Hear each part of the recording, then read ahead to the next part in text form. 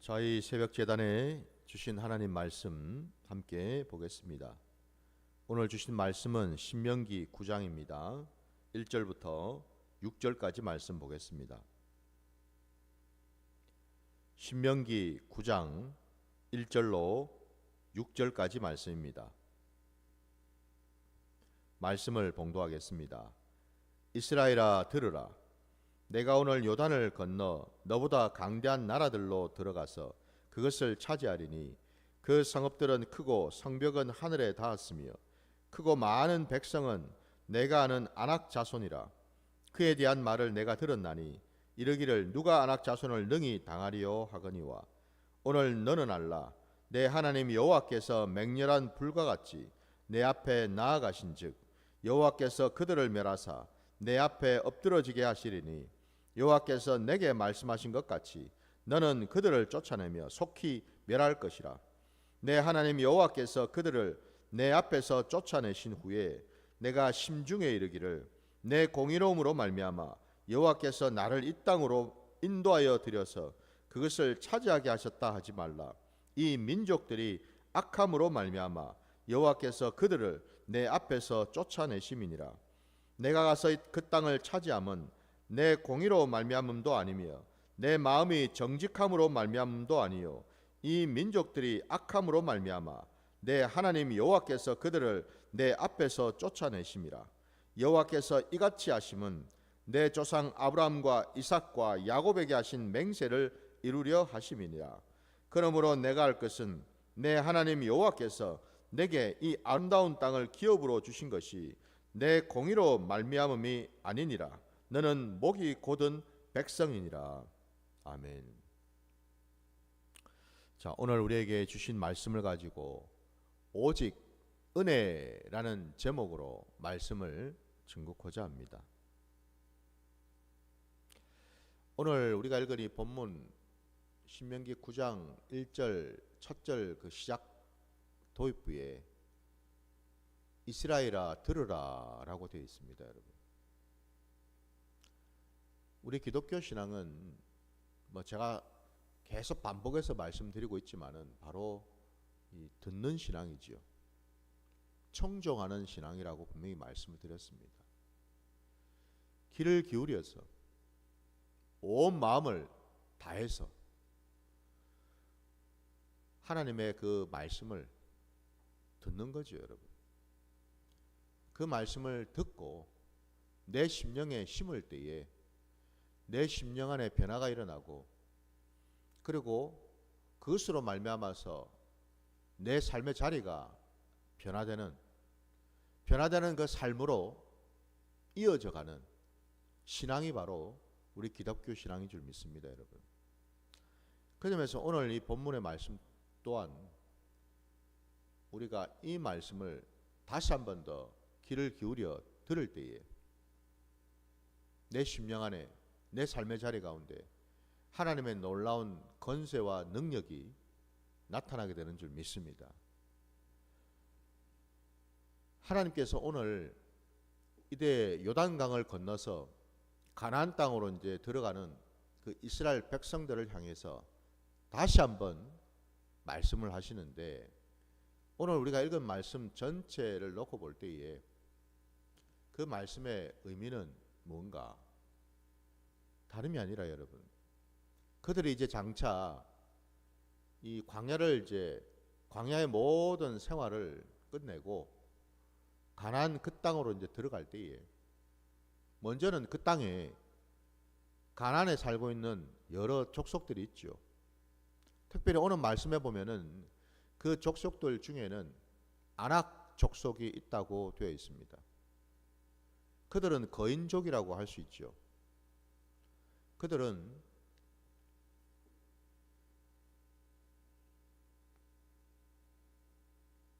하나님의 아들들과 사람의 이 여자들이 결혼을 해서 낳은 자손들이라고 말씀하고 있거든요. 흔히 우리가 네피림이라고도 얘기를 하지요. 그 네피림의 그 후손들, 그 아낙 자손들은 오늘 말씀에 따르면은 하나님 보시기에 참으로 악하디 악한 자들이다라고 되어 있습니다. 세상은 그들을 향해서 참으로 강하고 강대하고 그들이 쌓은 성은 마치 하늘에 닿을 것처럼 크다라고 높다라고 얘기를 하면서 감히 그런 안악 자손을 이길 자가 없다라고 얘기를 하고 있지만은 분명히 하나님께서는 이들을 반드시 물리치시겠다라고 말씀하십니다. 가나안 땅으로 여러분 들어가서 이스라엘 백성들이 살기 위해서는 반드시 그 안악 자손들을 물리쳐야지만 그 땅을 차지할 수 있기 때문에 그렇잖아요. 바로 그 점에서 하나님께서는 그 안악 자손들을 그냥 두실 수가 없었다라는 사실입니다. 근데 문제는 이 안악 자손들을 물리친 후에 그들이 이제 그 땅에 들어가서 그들이 이제 누리게 될 것들, 그들이 그 성을 차지해서 그 집이며 또 짐승들이며 포도원이며 과수원이며 등등 그들이 차지할 그 모든 것들을 눈앞에 바라볼 때에 그들의 마음이 변질이 될 것을 우리 하나님은 이미 알고 계셨다라는 사실입니다. 제가 이렇게 말씀드리는 까닭은 6절 여러분 우리가 오늘 읽었던 마지막 절을 제일 마지막 부분을 다시 보시면 하나님은 그 이스라엘 백성들을 향해서 이렇게 말씀하고 있습니다.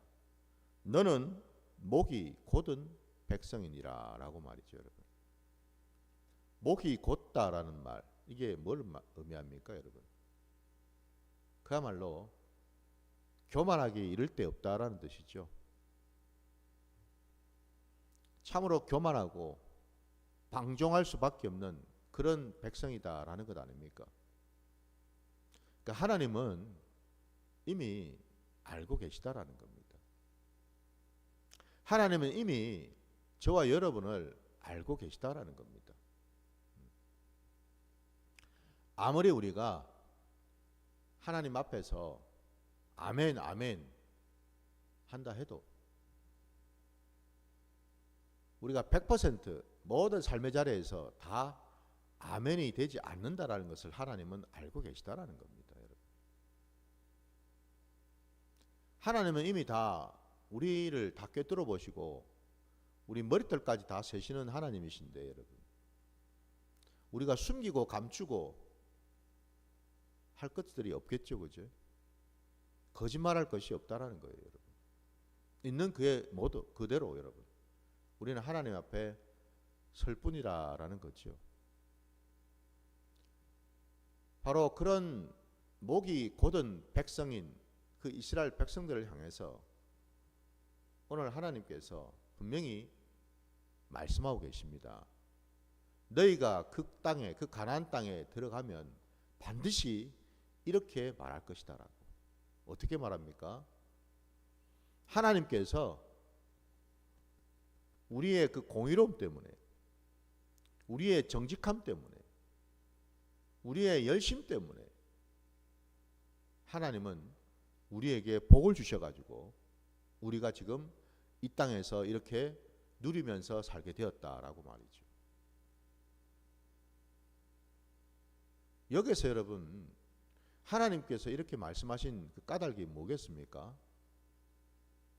여전히 이스라엘 백성들은, 아니 우리들은 구원을 받았다라고는 해도, 의인이 되었다고는 해도, 하나님의 자녀가 되었다고는 해도, 하나님의 백성들이 되었다고는 해도 여전히 우리 안에는 하나님을 대적하고 하나님 말씀에 불순종하고 여전히 나를 드러내고 나를 주장하고 내 중심으로 살아가는 습성과 본성이 몸에 배어 있다라는 뜻이죠. 옛사람의 그 모습, 옛사람의 그 근성들이 아직도 남아 있다라는 뜻이죠. 애굽에서 430년 동안 종노릇하면서 가졌던 그 노예 근성과 광야로 나와서 광야에서 물이 없다, 먹을 것이 없다, 불평불만하였고, 심지어는 시내산에 올라간 모세가 40일 동안 내려오지 않는다고 하여서 시내산 밑에서 우리를 인도할 하나님을 만들라라고 요구했던 그 모습들 속에서 이미 하나님은 다 보고 알고 계셨다라는 거죠. 그죠? 아니, 여러분 생각해 보세요. 그 광야 40년 동안 그렇게 불순종했던 자들은 물론 지금은 이제 다 죽고 없습니다. 지금 그 자손들이 지금 남아 있는 것 아닙니까? 그죠? 근데 여러분 생각해 보세요. 그 자손들은 그러면 누구의 자식들입니까? 누구의 자손들이에요? 다 이전에 그와 같은 일들을 저질렀던 그런 자들의 자손들 아닙니까? 그죠? 그래서 여러분, 첫사람 아담으로부터 내려왔던 그 범죄의 모습은, 그 본성 속에 담겨 있었던 죄의 그 본성들, 죄의 그 근성들은 사라질 수가 없다는 겁니다. 그래서 여러분, 다윗도 그가 바세바 사건을 통해서 비로소 깨달았던 것이 뭡니까? 그가 눈물로 통곡하며 하나님 앞에 나아가 회개할 때에 이런 고백을 하지 않습니까? 하나님, 저는 모태에서부터 죄인이었다라고.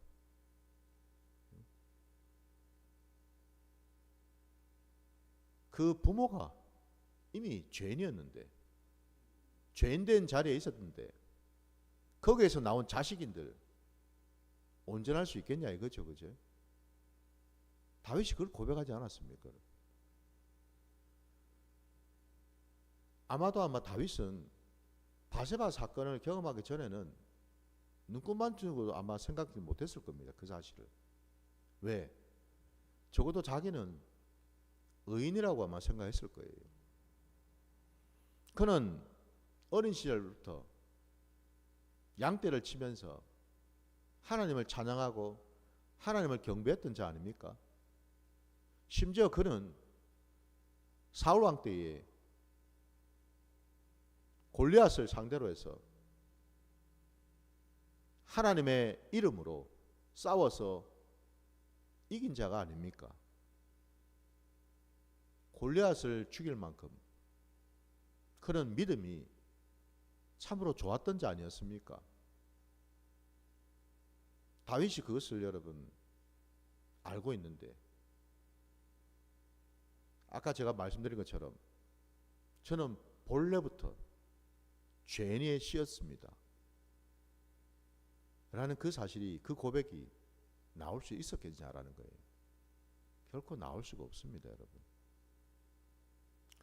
그래서 사람은 여러분, 하나님께서는 때로 우리를 구원하시고 당신의 자녀로 삼으시기 위해서 저 밑바닥까지 떨어지도록 두실 때가 있더라는 겁니다. 왜요?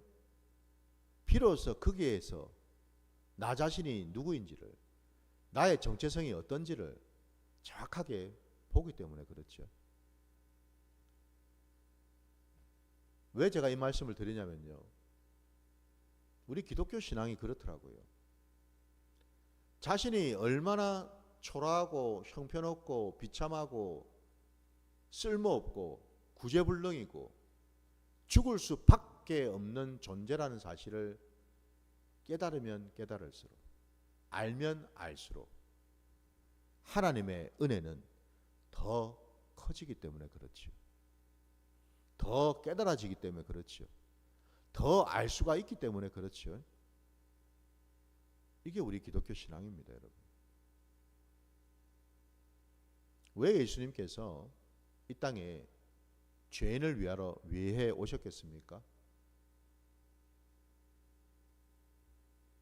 예수님 그 시대 당대에 대표적인 죄인 두 부류가 있잖아요. 창기와 세리 말입니다. 주님이 그들을 위해서 오셨다고 말씀하셔요. 대표적으로. 왜 그럴까? 그들은 너무너무 잘 알았거든요. 뭘 말입니까? 자신들이 죄인이라는 사실을요. 구제불능이라는 것을요. 사람들도 자기들을 가리켜 손가락질하면서 죄인이라 그러고, 내가 내 자신을 봐도 나는 죄인인 것 같고, 자칭 타칭, 이거는 뭐 그야말로 꼼짝달싹할 수 없는, 부인할 수 없는 이 죄인일 밖에 없다라는 겁니다. 죄인이라는 거 한마디로. 그러니 여러분 생각해 보십시오. 주님이 찾아오셔서 그들을 만나주시고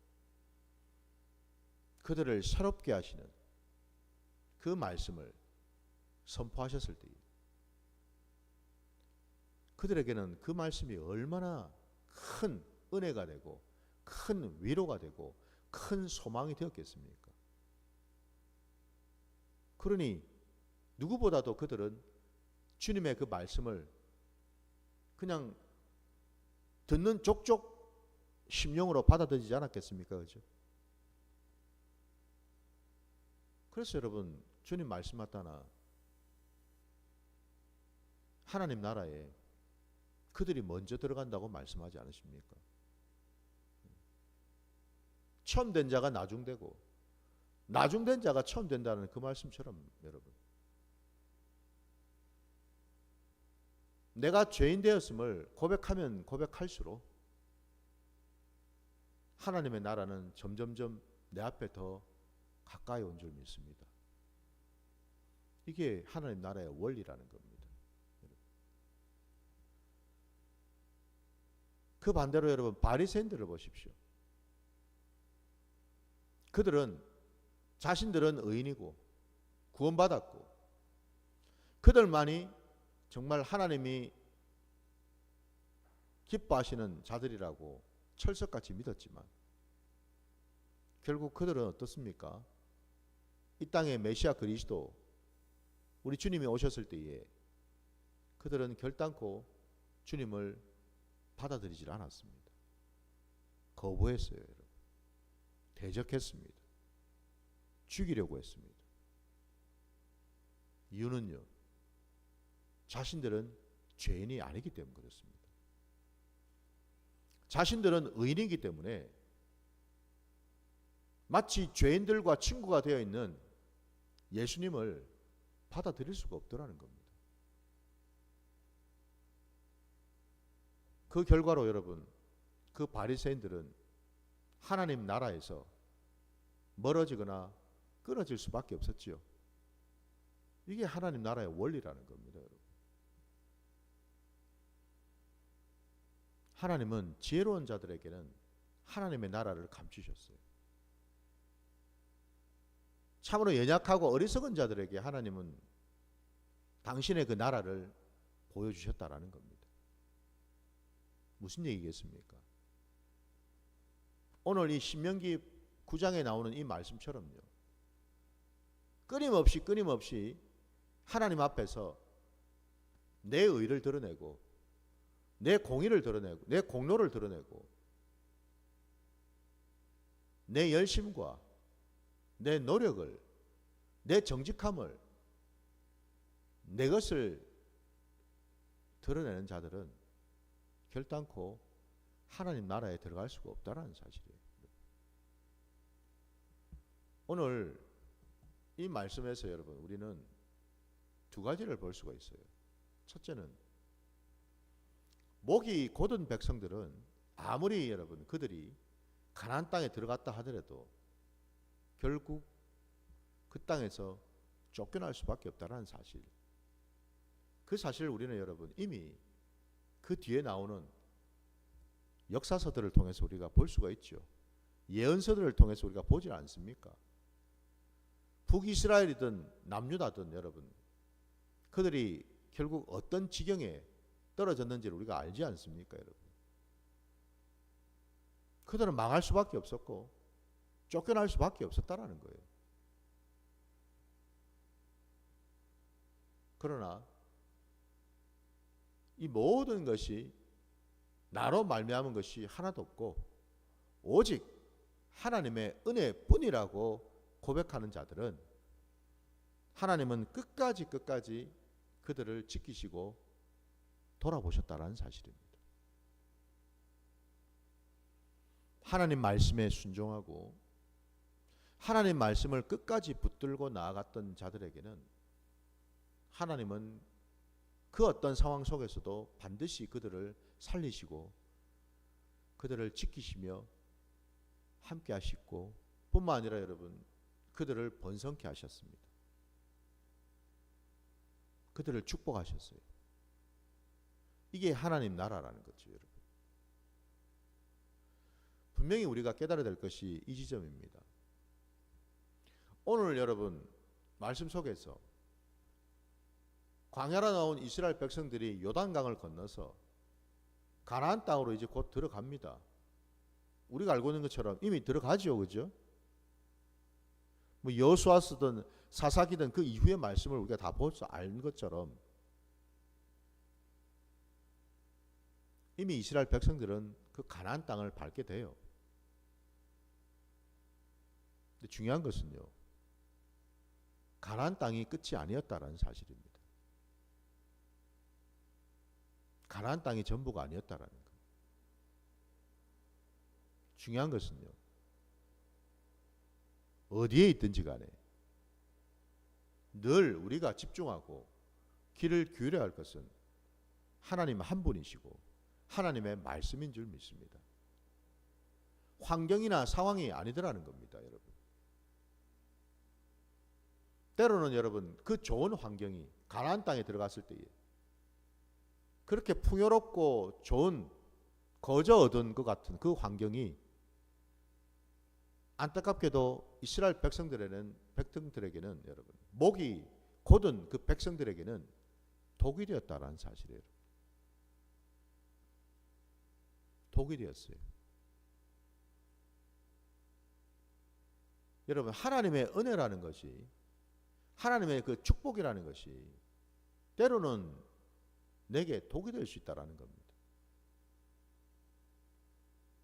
왜 그게 독이 될까? 거기에는 여러분 우리 신앙에 내 자신의 그 실체가 그 속에 담겨져 있기 때문에 그렇습니다. 무슨 말이냐? 오늘 하나님이 분명하게 우리 속을 다 마치 까지듯 뒤집듯이 다 뒤집어서 보여주고 계십니다. 결과적으로 그 열매들을 너희가 땄을 때에, 따먹을 때에 그렇게 된 그 까닭이, 그 이유가 다 나 때문이다라고 생각을 한다라는 것을 다 까발려서 보여주셨다라는 거예요. 거짓말하지 말라라는 겁니다. 외식하지 말라라는 거예요. 하나님은 그걸 가정히 여기신다고 말씀하셔요. 겉으로는 하나님의 은혜를 아무리 찾고 있으면서도 속으로는, 눈으로는, 입으로는, 행동으로는 그게 다 자기 공로고 자기 열심이고 자기 노력으로부터 나왔다라는 것을 하나님은 모르시지 않는다라는 사실이죠. 그래서 거짓말하지 말라라는 겁니다. 하나님은 속임 당하실 분이 아니라는 거죠. 그래서 여러분 우리 기독교 신앙은요 우리의 심령을 감찰하시는 신앙인 줄 믿습니다. 우리 신앙 깊은 그곳에 여러분 하나님은 다 보고 알고 계시다라는 거예요. 우리 심령은 여러분 단순하지가 않습니다. 굉장히 복잡합니다. 무슨 얘기냐면 겉으로 드러나는 심령도 있지만 여러분 그 중간 단계도 있고요. 그리고 저 밑바닥에까지 내려가는 단계도 있거든요. 지금 제가 말씀을 드리는 것은 어디겠습니까? 심령 맨 밑바닥을 말하고 있습니다. 지금 저 맨 밑바닥 속에 꿈틀꿈틀거리고 있는 내 안에 있는 그 악한 본성들, 그 죄성 말입니다. 지금 그거를 얘기하고 있는 거죠. 하나님이 말씀하시고 있는 부분도 바로 그 대목이라는 거예요. 그냥 겉으로, 겉표면 그거 깔짝깔짝거리면서 그거 지금 말씀하시는 게 아니에요, 여러분. 오늘 지금 이 말씀을 듣고 있는 심령, 그 맨 그 밑바닥을 지금 하나님은 들춰내어 보여주신다 이 말입니다, 여러분. 겸손을 떨고 모든 것이 하나님의 은혜입니다라고 고백하면서도 사실은 뒤돌아서서 자기 머리를 쓰다듬지 않습니까, 여러분? 그리고는 뒤를 또 쳐다보지 않습니까, 여러분?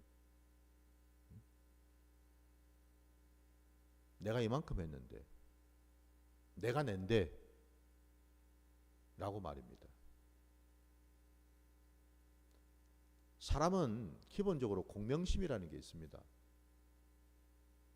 자기를 드러내고자 하는 그 악한 본성이 있다고요. 누구든지. 예외가 없습니다. 없다고 하는 것 자체가 거짓말이죠. 조그마한 것만 해도 그게 드러납니다, 여러분. 작은 것에도 그러는데 큰 것은 더 말할 필요가 없겠죠, 여러분.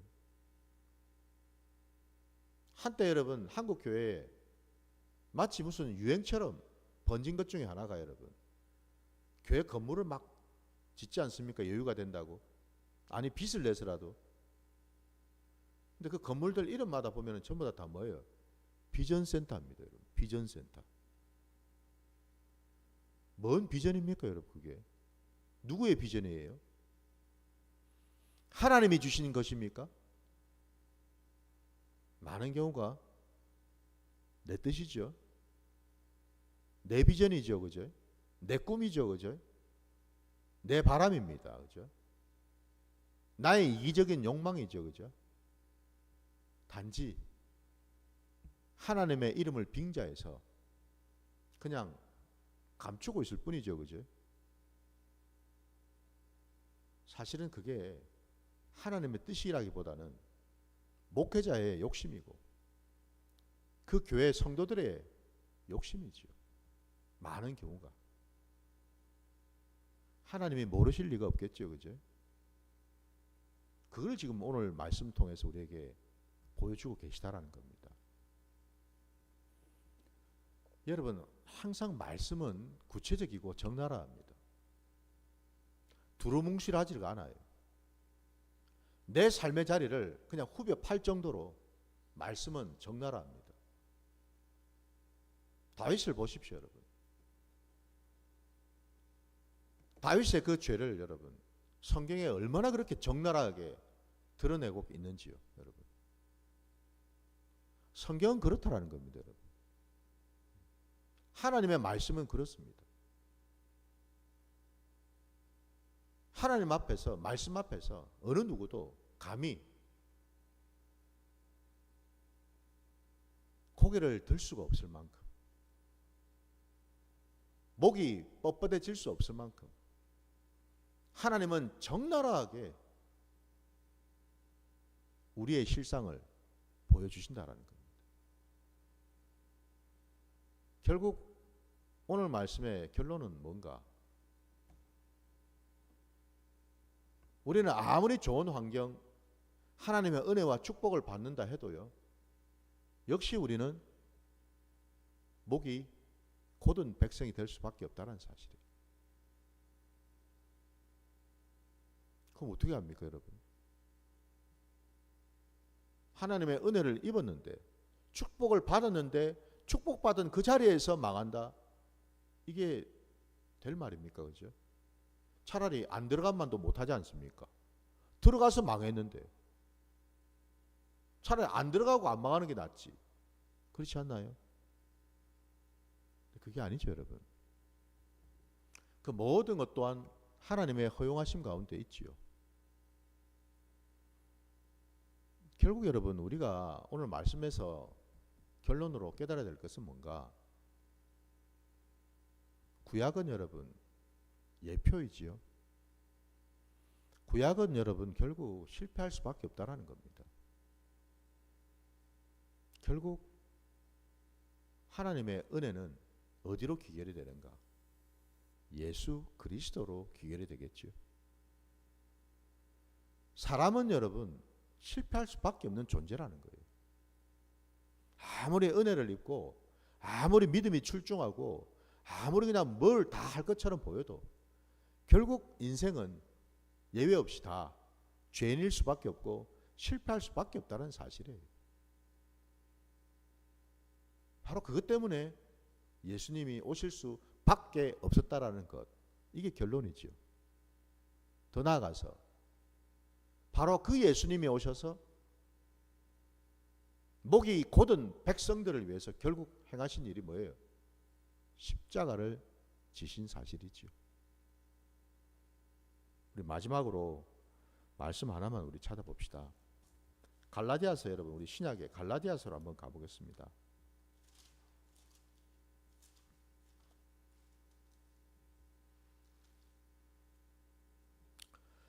갈라디아서 6장 여러분 14절 한 절 말씀만 보겠습니다. 갈라디아서 6장 14절입니다. 그러나 내게는 우리 주 예수 그리스도의 십자가 외에 결코 자랑할 것이 없으니 그리스도로 말미암아 세상이 나를 대하여 십자가에 못 박히고 내가 또한 세상을 대하여 그러하니라. 아멘. 이 말씀을 여러분 기억하십시오. 우리에게는요, 오직 십자가 외에는 자랑할 것이 없다고 되어 있습니다. 여러분. 그런데 뭘 우리가 자랑할 것이 또 따로 있겠습니까? 내 열심을, 내 경험을, 내 노력을요, 내 의를, 내 정직함을, 내 공로를, 그런 것들은 여러분 다 십자가에 못 박아야 될 대상이지 자랑할 게 아니라는 거예요. 믿으십니까? 오직 주님이 지셨던 십자가만 우리는 자랑해야 되는 줄 믿습니다. 이게 결론입니다, 여러분. 그래서 오늘 말씀의 제목처럼 우리 신앙은 오직 은혜라는 것입니다. 은혜로 시작해서 은혜로 끝나는 신앙. 바로 그 자리로 나아가시는 저와 여러분 되시기를 주의 이름으로 축원합니다. 자, 주님 가르치신 기도로 오늘 예배를 마치겠습니다. 하늘에 계신 우리 아버지여, 이름이 거룩히 여김을 받으시오며 나라가 임하시오며 뜻이 하늘에서 이루어진 것 같이 땅에서도 이루어지이다. 오늘 우리에게 일용할 양식을 주시옵고 우리가 우리에게 죄 지은 자를 사하여 준 것 같이 우리 죄를 사하여 주시옵고 우리를 시험에 들게 하지 마시옵고 다만 악에서 구하시옵소서. 나라와 권세와 영광이 아버지께 영원히 있사옵나이다. 아멘.